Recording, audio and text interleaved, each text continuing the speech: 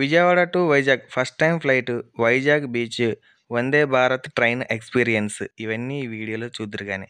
అందరికీ నమస్తే, ఎలా ఉన్నారు? బాగున్నారా? మా ఆవిడ బర్త్డేకి సర్ప్రైజ్ అయితే ప్లాన్ చేశాను. అదే ఫ్లైట్ ఎక్కించబోతున్నానండి. ఫస్ట్ టైం ఫ్లైట్ ఎక్కిపోతున్నామండి. ఆ ఎక్స్పీరియన్స్ ఎలా ఉందనేది మీరు కూడా మాతో పాటు చూసిద్దరు రండి. ఎర్లీ మార్నింగ్ 3:15కి అయితే నిద్ర లేచామండి. Morning 7కి flight. నేను లేచేటప్పటికి మేడం అయితే లేచి రెడీ అయిపోయింది. ఎక్కడికి వెళ్తున్నాం ఏంటనేది నేనైతే చెప్పలేదండి. మార్నింగ్ 4 కల్లా రెడీ అయిపోమన్నాను. 4:30కి అయితే రెడీ అయిపోయి ఇంట్లో నుంచి బైక్ తీసి బయటకి అయితే వెళ్ళాము. విజయవాడ రైల్వే స్టేషన్ లో బైక్ ని పార్కింగ్ లో అయితే పెట్టాను. మళ్ళీ రిటర్న్ లో కూడా రైల్వే స్టేషన్ కే కదా రావాలి అని రైల్వే స్టేషన్ లో ఆటో మాట్లాడుకొని ఎయిర్పోర్ట్ కి అయితే చేరుకున్నాము. లోపలికి వెళ్ళి బోటింగ్ పాసెస్ తీసుకున్నాము. లగేజ్ ఏం లేదు కదా, పెద్ద చెకింగ్ కూడా ఏం లేదు. నార్మల్ గా చెక్ చేసి లోపలికి అయితే పంపించేశారు. లోపలైతే వ్యూ చాలా బాగుంది. గేట్ నెంబర్ 6 అయితే ఇచ్చారు మాకు. టైం పడుతుంది, కాసేపు వెయిట్ చేయమన్నారు. ఇంకా ఎవరు రాలేదు. వెయిటింగ్ హాల్ అంతా ఖాళీగా ఉంది. గేట్ నెంబర్ 6 పక్కన క్యాంటీన్ కూడా ఉంది. ఇక్కడ ఏదైనా తినొచ్చు, ఏదైనా తాగొచ్చు, కానీ కొంచెం కాస్ట్ ఎక్కువ ఉంటది. మనం ఫ్లైట్ లో ఏం తీసుకెళ్లకూడదు అనేది మన బోటింగ్ పాసెస్ బ్యాక్ సైడ్ అయితే ఇచ్చారు. ఒకసారి చూడండి. కాసేపటికి జనం చాలా మంది వచ్చారు. చైనా వాళ్ళు కూడా ఉన్నారండి ఇక్కడ, కానీ వీళ్ళు మా ఫ్లైట్ లో అయితే రాలేదు. గేట్ నెంబర్ 6 అయితే ఓపెన్ చేశారు. ఇక్కడ బోటింగ్ పాసెస్ చెక్ చేసి మనల్ని ఫ్లైట్ దగ్గరికి అయితే తీసుకెళ్తారు. మా బోటింగ్ పాసెస్ చేంజ్ అయితే చేశారు. ఫస్ట్ సీట్ నెంబర్ 16C అయితే ఇచ్చారు. ఇప్పుడు 6A అయితే ఇచ్చారు. ఇక్కడ ఇంకొకసారి చెక్ చేసి ఈ బస్సులో మనల్ని ఫ్లైట్ దగ్గరికి అయితే తీసుకెళ్తారు. బస్సు అయితే చాలా బాగుంది. బస్సు లోపల కూడా చాలా బాగుందండి. అక్కడ నుంచి బస్సులో బయలుదేరి ఫ్లైట్ దగ్గరికి అయితే వెళ్తున్నాము. బయట నుంచి వ్యూ అయితే ఇలా ఉంది, కానీ ఇది అందరికీ కనిపించదు, లోపలికి ఉంటుంది కాబట్టి. ఒక బస్సు సరిపోలేదండి, ఇంకో బస్సు కూడా వచ్చింది ఇంకా జనాన్ని తీసుకెళ్ళడానికి. డైరెక్ట్ గా మనల్ని ఫ్లైట్ దగ్గరికి అయితే తీసుకెళ్తారు. ఫస్ట్ టైం ఫ్లైట్ ని ఇంత దగ్గర నుంచి చూడటం, తనైతే చాలా హ్యాపీగా అయితే ఫీల్ అయింది. ఫ్లైట్ దగ్గర 2 ఫోటోలు అయితే తీసుకున్నాం. ఇంకా ఏమాత్రం లేట్ చేయకుండా ఫ్లైట్ అయితే ఎక్కేస్తున్నాం. ఫ్లైట్ లోపల అయితే ఇదిగో ఇలా ఉందండి. చాలా బాగుందండి చూడటానికి, కానీ సీట్లు కొంచెం ఇరుకుగానే అనిపించింది. ఎకనామీ కదండి, ఎలానే ఉంటది. అదే బిజినెస్ క్లాస్ అయితే ఇంకా చాలా బాగుంటది. ఒక విండో సీటు, ఒక మామూలు సీట్ అయితే తీసుకున్నాము. ఇంకా విండో సీట్లు కూడా ఖాళీగానే ఉన్నాయి. మొత్తం మీద 10-15 సీట్లు అయితే ఖాళీగానే ఉన్నాయి. మనకి కొన్ని జాగ్రత్తలు అయితే ఇలా చెప్తున్నారు. అదంతా వీడియో రికార్డ్ చేయొద్దన్నారండి, అందుకని చేయలేదు. ఇక ఫ్లైట్ అయితే చిన్నగా బయలుదేరింది. మాతో పాటు వర్షం కూడా బయలుదేరింది. అందుకనే గ్లాస్ బ్లర్ గా కనిపిస్తుంది. చినుకులు కూడా పడుతున్నాయి. ఫ్లైట్ అయితే గాల్లో చిన్నగా పైకి లెగుస్తుంది. చూస్తుండగానే ఆకాశంలోకి అయితే ఎగిరిపోయాము. ఆ ఫీలింగ్ అయితే చాలా బాగా అనిపించింది. కానీ వీడియో రికార్డింగ్ మాత్రం సరిగ్గా అవట్లేదు. గ్లాస్ బ్లర్ గా ఉంది. మా వీడియో రికార్డింగ్ కి ఇంకొకటి అడ్డం, అదే ఈ ఫ్యాన్. వర్షం పెరిగిందండి. బయట అయితే అసలు ఏమీ కనిపించట్లేదు, బాగా పడుతుంది వర్షం. ఇక చూస్తుండగానే ల్యాండింగ్ అయితే అయిపోయింది. మా ప్రయాణం వచ్చేసి గంట టైం ఇట్టే గడిచిపోయింది. మేము దిగేటప్పటికి బస్ అయితే రెడీగా ఉంది. బస్ ఎక్కి కూర్చున్నాము. ఇప్పటి వరకు మేము ప్రయాణించిన ఫ్లైట్ అయితే ఇదేనండి. ఫ్లైట్ కి ఇంకా టాటా బాయ్ బాయ్ చెప్పేసి ఇక్కడ నుంచి బయటకు బయలుదేరిపోయాం. ఇదే ఎయిర్పోర్ట్ లో ఇక్కడ దూరంగా పెద్ద ఫ్లైట్ అయితే ఒకటి ఉంది. బస్సు దిగి ఎయిర్పోర్ట్ లోపలికి అయితే వెళ్తున్నామండి. ఇదే వైజాగ్ ఎయిర్పోర్ట్. లోపల చాలా బాగుంది. మీరు కూడా లుక్ వేయండి. ఎయిర్పోర్ట్ లోంచి బయటకు అయితే వచ్చాము.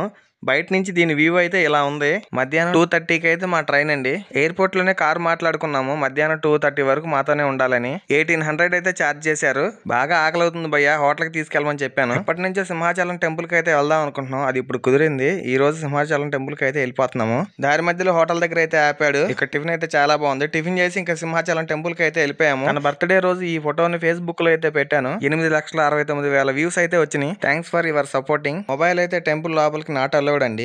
మొబైల్ కార్లోనే పెట్టేసి దర్శనానికి అయితే వెళ్ళొచ్చాము. నైట్ మొబైల్ ఛార్జ్ చేయడం మర్చిపోయాను. మార్నింగ్ కూడా దాన్ని చూసుకోలేదు. అందుకనే వీడియోస్ కూడా అన్ని తీయలేకపోయాను. లిమిటెడ్ గానే తీసాను. కార్లో అయితే కొంతసేపు ఛార్జ్ అయితే చేశాను. ఎంత ఛార్జ్ చేసినా కానీ ఫుల్ బ్యాటరీ అయితేనే మనకి డే మొత్తం ఛార్జింగ్ అయితే వస్తుంది. ఇక్కడ ఒక బీచ్కి అయితే వచ్చాము. వ్యూ అయితే ఇక్కడ నుంచి చాలా బాగుంది. పైన పార్కు, కింద బీచ్. ఇక్కడ పార్క్ లో కాసేపు అయితే కూర్చున్నాము. వ్యూ ఇక్కడ నుంచి చాలా బాగుంది. ఫ్లైట్ ఎక్కినప్పుడు అయితే బాగానే ఉంది. దిగేటప్పటికి ఇదిగో ఇలా అయిపోయింది. ఫ్లైట్ ఎక్కినప్పుడు స్మూత్ గానే వెళ్ళినా తర్వాత షేక్ అవుతూనే ఉంది. అంటే గుంటల రోడ్ లో బస్సు వెళ్తే ఎలా ఉంటుందో అలా అనిపించింది. అందువల్ల తనకి కడుపులో అయితే తిప్పేసింది బాగా. అది వర్షం కారణంగా అలా అయ్యి ఉండొచ్చేమో. ఈ బీచ్ లో పెద్ద షిప్ అయితే ఉంది. ఈ బీచ్ పేరేంటో నాకు తెలియదు, మీకు తెలిస్తే కామెంట్ చేయండి. ఇక బీచ్ లోకి అయితే వచ్చేసాము.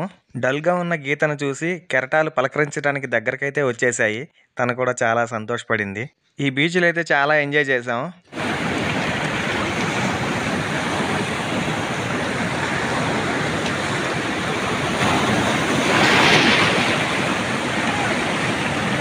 టైటానిక్ ఫోజ్ లో షిప్ ముందు ఫోటోలు అయితే దిగాం. ఇక్కడ కెమెరాలు పట్టుకొని చాలా మంది అయితే తిరుగుతున్నారు. ఫోటో 20 రూపాయలంట. కొన్ని ఫోటోలు అయితే దిగాం. డ్రెస్ ఏం తెచ్చుకోలేదు, అందుకని బీచ్ లో స్నానం ఏం చేయలేదు. అక్కడ నుంచి ఇంకా బయటకు అయితే వచ్చేసాము.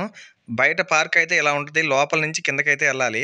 ఆర్కే బీచ్ దగ్గర ఉన్న ఎయిర్ క్రాఫ్ట్ మ్యూజియానికి అయితే వెళ్దాం అనుకున్నాం. టైమింగ్ అయితే కుదరలేదు. మధ్యాహ్నం 2 గంటలకైతే ఓపెన్ చేస్తారంట. అదే మధ్యాహ్నం 2 గంటలకల్లా నేను రైల్వే స్టేషన్ లో అయితే ఉండాలి. అందుకని టైం అయితే మ్యాచ్ అవ్వలేదు. అదే ఆర్కే బీచ్ లో ఉన్న సబ్మెరీన్ కి అయితే వచ్చేసాం. దీని టైమింగ్ కూడా సేమ్ టు సేమ్. అందుకని అన్ని బయట నుంచే చూసాం, లోపలికి వెళ్ళలేకపోయాము. ఒక సండే మాత్రం 10 కి ఓపెన్ చేస్తారంట మార్నింగ్. మేము మంగళవారం అయితే వెళ్ళాము. మీరు ఈసారి వచ్చినప్పుడు మాత్రం పక్కా ప్లాన్ చేసుకుని అయితే రండి. మేమేం చూడాలన్నా ఎక్కడికి వెళ్ళాలన్నా మాకు టైం అయితే చాలా తక్కువగా ఉంది. అందుకనే బీచ్ తప్ప ఇంకేం చూడలేకపోయాము. బందర్ బీచ్, బాపట్ల బీచ్ కంటే వైజాగ్ బీచ్ బాగుందండి. వాటర్ కూడా బ్లూ కలర్ లో ఉన్నాయి. నేను వైజాగ్ రావడం అయితే ఫస్ట్ టైం అండి. నేను అనుకున్న దానికంటే వైజాగ్ బీచ్ చాలా బాగుంది.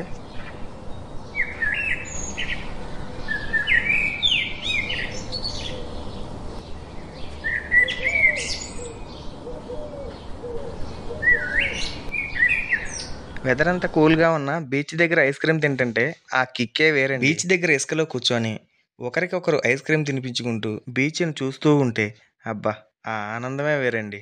బీచ్ ఒడ్డున నడుచుకుంటూ వెళ్తుంటే కాలికి అల వచ్చి తగులుతుంటే మీ లైఫ్ పార్ట్నర్ మీ చెయ్యి పట్టుకొని నడుస్తూ ఉంటే ఆ సంతోషమే వేరు. ఇక్కడ ఆర్కే బీచ్ లో రాళ్ళు అయితే ఉన్నాయండి. కొన్ని రాళ్ళకైతే ఇలా గ్రీన్ కలర్ లో పాచిపెట్టి ఉంది. చూడటానికి చాలా బాగుంది. ఈ రాళ్ళ మీద నడిస్తే జారిద్ది అనుకుంటారేమో, గ్రిప్ కూడా బాగానే ఉందండి. మొత్తానికి బీచ్లో అయితే బాగా ఎంజాయ్ చేసాము. ఇక టైం చూస్తే మధ్యాహ్నం 1 గంట అయిపోయింది. ఇక ఈ బీచ్ ఒడ్డునే ఫాస్ట్ ఫుడ్ సెంటర్ అయితే ఉందండి. ఫుడ్ ఎలా ఉంటుందోనని ఒక ప్లేటే చెప్పాము ఫస్ట్. నూడిల్స్ అయితే చాలా బాగుంది అనిపించింది. అందుకని మరో ప్లేట్ చెప్పి చెరో ప్లేట్ అయితే తిన్నాము. నేను చాలా సేపటి నుంచి చూస్తున్నాను, 2 పిల్లులు అయితే ఇక్కడిక్కడే తిరుగుతున్నాయి మనుషుల పక్కనే. అస్సలు భయపడట్లేదు. ఈ నల్ల పిల్లి బ్లాక్ ప్యాంథర్ లాగా అయితే అనిపించింది.